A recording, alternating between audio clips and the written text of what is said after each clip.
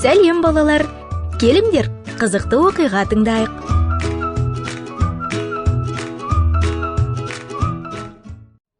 Петрге не болған?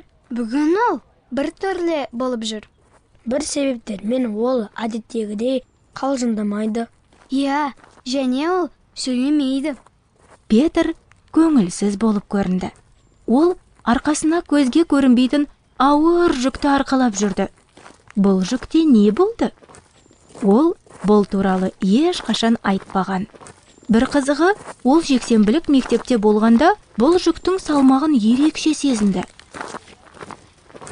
Арқасында осы ауыр жүк болғанда Петр ешқашан Құдайға ұнамды бола алмайтынын білді. Ол терең ойға шомып үйіне қарай жүрді. Ол жалғыз қалғысы келді. Сондықтан бөлмесіне кетті.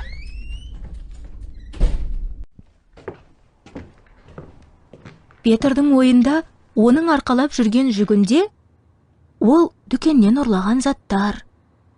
Анасының әмиянынан ол жасырын алған ақша. Әсер қалдыру үшін ол айтқан өтіріктер және лас әзілдер болды. Осының бәрі тоқтатылуы керек, деп ойлады Петр.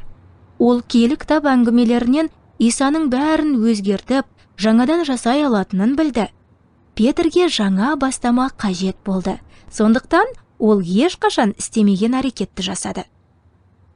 Ол дұға етті. Ол Исаға бәрін айтып, күнәлары үшін өкінетінін мойындады. Петр көрінбейтін, бірақ әрқашан қасымызда және бізді еститін Құдаймен сөйлесті. Иса, мен туралы бәрін білсең де, мені жақсы көретінің үшін саған рахмет. Өтінемін, өтіріктерім, ұрлықтарым, жаман сөздерім үшін мені кешіре қойыр. Маған таза жүрек берші. Өміріме кіріп, менің тәңірім бол. Әумин. Дұға еткеннен кейін Петр өзін еркін сезінді. Өйткені Иса осындай дұғаларға бірден жауап береді. Ол қуана: Иса, мені кешіргенің үшін және әрқашан менімен бірге болатының үшін рахмет. Айналадағылардың бәрі Петрдің өзгергенін байқады. Кейбіреулер оны мысқылдап түсінбесе де, Петр оларға бұл өзгерісінің себебін айтып берді. Мүмкін, сен де ауыр жүкті арқалап жүрген боларсың. Мен сенің жүгіңде не бар екенін білмеймін, бірақ мен бір нәрсені анық білемін. Сен Исаға бәрін айта аласың. Петр сияқты әрекет жаса. Және бұл туралы бізге жаз. Жақында кездескенше балалар, менің атым Әлия.